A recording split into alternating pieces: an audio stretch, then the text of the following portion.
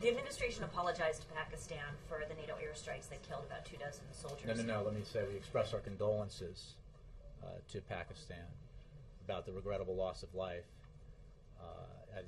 There's an issue between a headline and the story that I think needs to be clarified. Will you tease out why that distinction is important? Well, two things. One, and what's the distinction?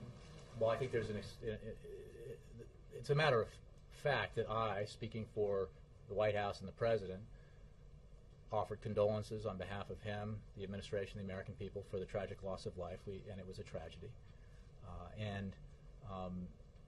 We have launched an investigation through CENTCOM as well as ISAF to find out exactly what transpired. But maybe I'm preempting what your question was, but there was obviously no apology, and there was an expression of condolences. Why is it important that no one from this podium and from this White House issue an apology? Well, we're in the middle of an investigation, actually at the early stages of an investigation into what exactly happened. So I think that the expression of condolences for tragic loss of life conveys a sincere sentiment about our feelings, the President's feelings, and the administration's feelings, and it goes to the importance of the relationship that we have with Pakistan.